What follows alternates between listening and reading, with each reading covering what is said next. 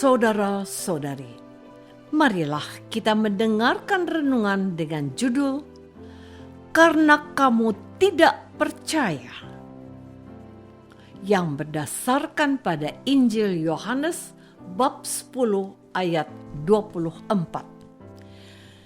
Maka orang-orang Yahudi mengelilingi dia dan berkata kepadanya, "Berapa lama lagi engkau membiarkan kami hidup dalam kebimbangan? Jika engkau Mesias, katakanlah terus terang kepada kami." Dalam nama Bapa dan Putra dan Roh Kudus. Amin. Saudara-saudari terkasih dalam nama Tuhan Yesus Kristus. Masih terkait dengan pernyataan Yesus adalah gembala yang baik dan bahwa domba-dombanya mengikuti dan mendengarkan dia. Orang-orang Yahudi itu ingin tahu siapakah Yesus sesungguhnya. Mereka bertanya, apakah dia adalah Mesias yang dijanjikan itu? Namun, jawaban Yesus jelas.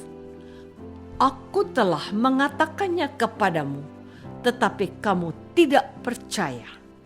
Segala sesuatu yang dikerjakan oleh Yesus, yaitu tanda-tanda heran serta mujizatnya, adalah pekerjaan dari Bapanya yang menyatakan siapa dirinya sesungguhnya.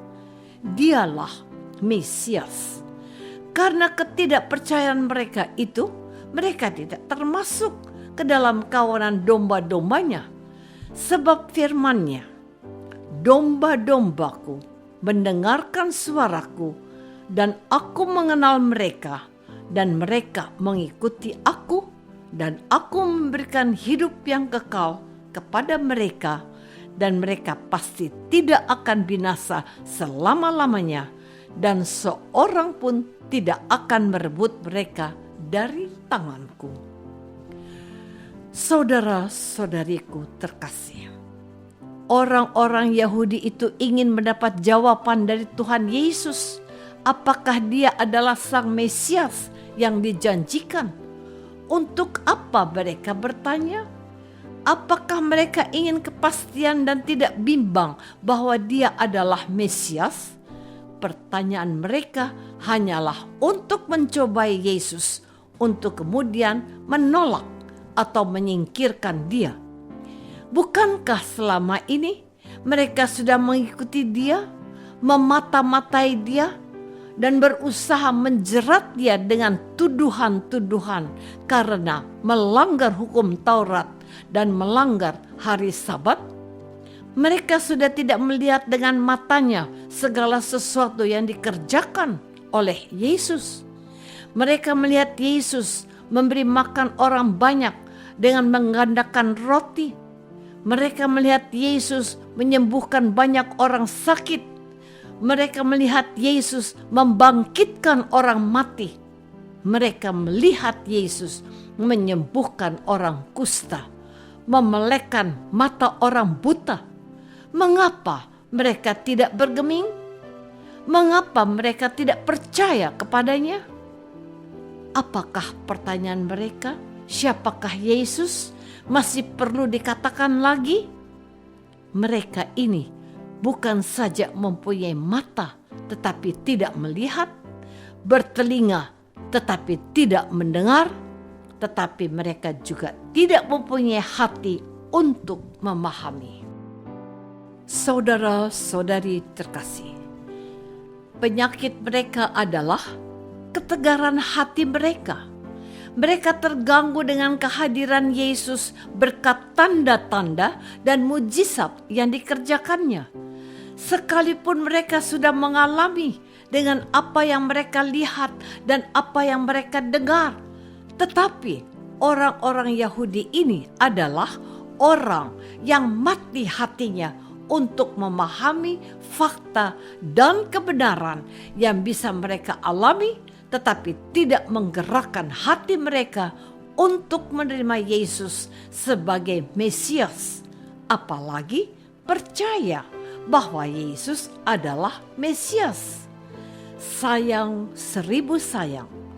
Uluran tangan kasih Yesus ditolak begitu saja demi sebuah gengsi dan takut kehilangan pengaruh di dalam masyarakat Yahudi. Orang-orang Farisi dan ahli-ahli Taurat dan pemuka agama Yahudi lainnya tidak mau menerima kehadiran Yesus yang telah mempesona banyak orang melalui tanda-tanda yang dibuatnya. Bahkan ketika Yesus mengusir setan dari orang yang kerasukan setan, mereka menuduh dia telah mengusir setan atas nama Beelzebul, penghulu setan. Apa itu masuk di nalar? Sama sekali tidak. Mana mungkin hal itu terjadi? Sebab jika demikian, maka kerajaan setan itu akan terpecah-pecah. Dengan banyak cara dan upaya lain lagi mereka berusaha mempersalahkan Yesus, sekalipun Yesus telah menebar kebaikan dan membuat segala sesuatu menjadi baik. Apa yang dibutuhkan oleh orang lapar kalau bukan roti atau makanan? Apa yang dibutuhkan orang buta kalau bukan melihat? Apa yang diharapkan seorang ibu yang anaknya mati selain anaknya bisa hidup kembali? Yesus sudah lakukan itu, tetapi kamu tidak percaya.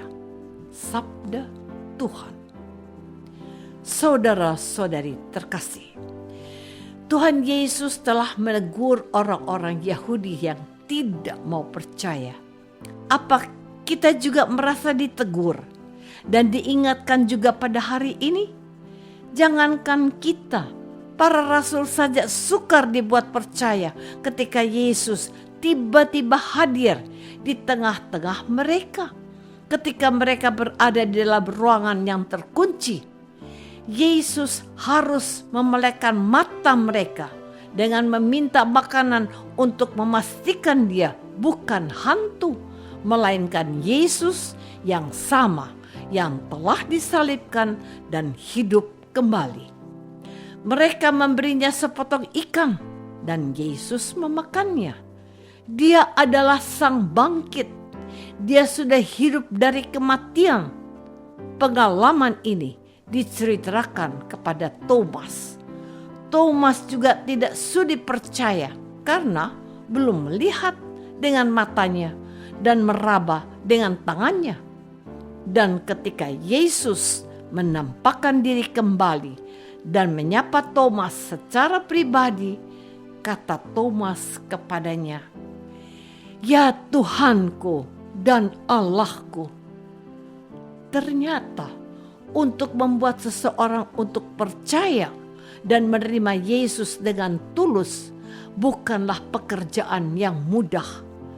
Apakah kita akan bertindak seperti mereka dan baru percaya kalau sudah membuktikannya sendiri?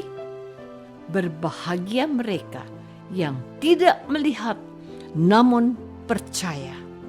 Itulah kita. Apakah aku masih meragukan Yesus sebagai Mesias yang diutus oleh Bapa? Marilah kita berdoa. Bapa yang maha baik, tambahlah iman kami kepada Yesus, Sang Gembala yang baik. Bantulah kami untuk mendengarkan firman-Nya dan melaksanakannya juga dengan kesetiaan. Sebab Dialah Putra-Mu, Tuhan dan Juru Selamat kami. Amin. Semoga kita semua selalu dinaungi dan dibimbing oleh berkat Allah yang Maha Kuasa. Dalam nama Bapa dan Putra dan Roh Kudus. Amin.